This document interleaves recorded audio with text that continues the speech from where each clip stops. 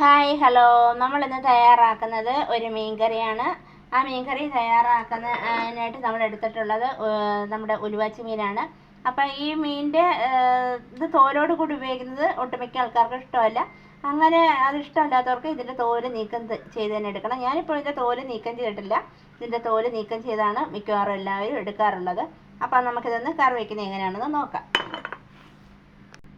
കറി വയ്ക്കാനായിട്ട് ഞാനൊരു പാത്രം വെച്ചു. അതിലേക്ക് നമ്മുടെ വെളിച്ചെണ്ണ തന്നെ ഒഴിച്ചിട്ടുണ്ട്. അത് നമുക്ക് ചൂടായി വന്ന് അതിലേക്ക് കടുകിടാം. അപ്പോൾ ഉലുവ നമ്മൾ ഇപ്പോഴിടുന്നില്ല. ഉലുവ ഇപ്പോൾ ഇട്ടാൽ ചിലപ്പോൾ കരിഞ്ഞു പോകും.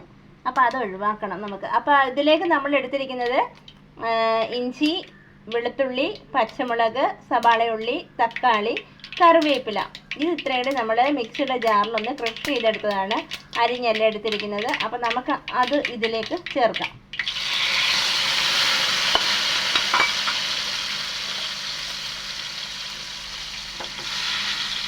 ഇനി നമുക്കിത് നന്നായിട്ടൊന്ന് വഴറ്റാം.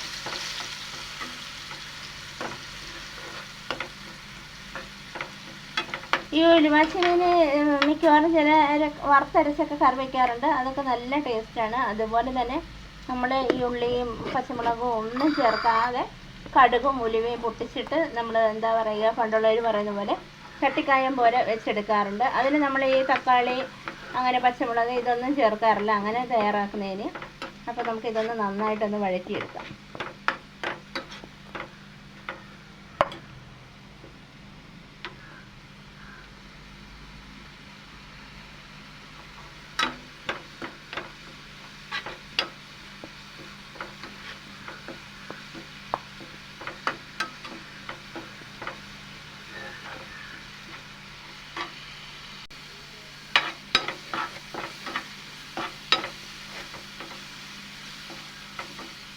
അപ്പോൾ ഇത് നന്നായിട്ടൊന്ന് വഴണ്ട് നല്ല സ്മെല്ലൊക്കെ വരുന്നുണ്ട്. ഇനി ഇതിലേക്ക് നമുക്ക് ഇതിന് വേണ്ടത് മസാല ചേർക്കാം. ഈ കറി തയ്യാറാക്കുമ്പോൾ ഒരു കാരണവശാലും നമ്മളിതിൽ മല്ലിപ്പൊടി ചേർക്കരുത്. മല്ലിപ്പൊടി ചേർക്കുമ്പോൾ ഒരു വല്ലാത്തൊരു രുചിയായിരിക്കും. അപ്പോൾ അതിനായിട്ട് നമ്മൾ 3 സ്പൂൺ മുളക് പൊടി, 1/2 ടീസ്പൂൺ മഞ്ഞൾപ്പൊടി എടുത്തിട്ടുണ്ട്.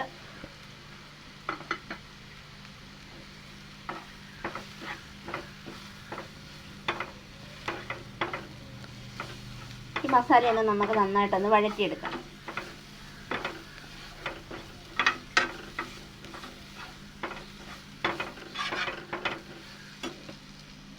അപ്പം മസാലയെല്ലാം നന്നായിട്ട് മൂത്തിട്ടുണ്ട്. അതിലേക്ക് നമ്മൾ വാളംപുളിയാണ് ചേർക്കുന്നത്. അപ്പം ഞാൻ കുറച്ച് വെള്ളത്തിലങ്ങ് പുളി പിഴിഞ്ഞെടുത്ത് അങ്ങ് ചേർത്ത് ചെയ്ത്. കാരണം ചില ആൾക്കാർ പറയാറുണ്ട് വാളംപുളി നല്ല കുറുകിയ ചാറോട് കൂടി അത് അങ്ങനെ ചേർക്കുന്നത് കാണിക്കണമെന്ന്. പക്ഷേ ഞാനിതിപ്പോൾ ഇങ്ങനെ തന്നെ എടുത്തത്. നമുക്ക് ആവശ്യത്തിനുള്ള കുറച്ച് വെള്ളമായിട്ട് പിഴിഞ്ഞെടുത്തത്. എങ്ങനെയായാലും നമുക്കൊരു അളവുണ്ട്. ഒരു ചെറിയ നാരങ്ങ വലുപ്പത്തിലാണ് പുളി നമ്മൾ എടുത്തിരിക്കുന്നത്. അതാണ് അത് പിഴിഞ്ഞ് ചേർത്തിരിക്കുന്നത്. അപ്പോൾ ഇതിൽ കുടംപുളി വേണ്ടുന്നവർക്ക് കുടംപുളി ചേർക്കാം. പിന്നെ തക്കാളി ഒഴിവാക്കേണ്ടുന്നവർക്ക്, ചില ആൾക്കാർക്ക് ചില സ്ഥലങ്ങളിൽ മീൻ കറിക്കൊന്നും തക്കാളി ചേർക്കുന്നത് ഇഷ്ടമല്ല. അങ്ങനെയുള്ളവർക്കൊക്കെ ഈ തക്കാളി അങ്ങ് ഒഴിവാക്കാം. ഇനി ഇതിലേക്ക് നമുക്ക് ആവശ്യത്തിനുള്ള ഉപ്പ് ചേർക്കാം. ഇനി ഈ മസാല നന്നായിട്ടൊന്ന് തിളച്ച് വരട്ടെ. നമ്മുടെ മസാലയൊക്കെ നന്നായിട്ട് തിളച്ചിട്ടുണ്ട്. അതിലേക്ക് നമുക്ക് മീൻ ഇട്ട് കൊടുക്കാം. കാരണം ഈ മീനിൻ്റെ തൊലി ഞാൻ നീക്കം ചെയ്തിട്ടില്ലെങ്കിലും ഈ മീൻ കഴിക്കുന്ന ആൾക്കാർ കറി വയ്ക്കുമ്പോൾ തൊലി നീക്കം ചെയ്ത് തന്നെ എടുക്കണം. അപ്പോൾ ഞാനിവിടെ ഇതിങ്ങനെ തയ്യാറാക്കാറുണ്ട്, അതുകൊണ്ടാണ് എടുത്തത്. അതൊരു നെഗറ്റീവായിട്ട് കാണണ്ട. മിക്കവാറും എല്ലാവരും തൊലി നീക്കം ചെയ്തിട്ട് തന്നെയാണ് ഇത് എടുക്കാറുള്ളത്. അപ്പോൾ അതിഷ്ടമുള്ളവർക്ക് അങ്ങനെ തന്നെ ചെയ്തെടുക്കാം. കൂടുതലും നമ്മൾ ഈ മീൻ ഉണക്കമീനായിട്ടാണല്ലോ യൂസ് ചെയ്യാറുള്ളത്. ഉലുവാച്ചി എന്ന് പറയുമ്പോൾ ഞങ്ങൾ താമസിക്കുന്ന ഭാഗത്തൊക്കെ ഇതിന് ഉലുവാച്ചി എന്ന് പറയും. ഇവിടെ ഇപ്പോൾ ഈ താമസിക്കുന്ന സ്ഥലത്ത് കീരിമീൻ എന്ന് പറയും. അങ്ങനെ പലയിടത്തും പല പേരുകളാണ്. അപ്പോൾ ഇത് നമ്മൾ നിരത്തിയിട്ടുണ്ട്. ഇനിയിപ്പോൾ ഇതങ്ങ് നന്നായിട്ട് ചാറൊക്കെ അങ്ങ് കുറുകും അങ്ങ്. കാരണം നമ്മൾ അതേ രീതിയിലാണല്ലോ ഇത് നമ്മളിപ്പോൾ കറി വയ്ക്കുന്നത്. ഇനി ഇതിലേക്ക് നമുക്ക് 1/2 ടീസ്പൂൺ കുരുമുളക് പൊടി ചേർക്കാം.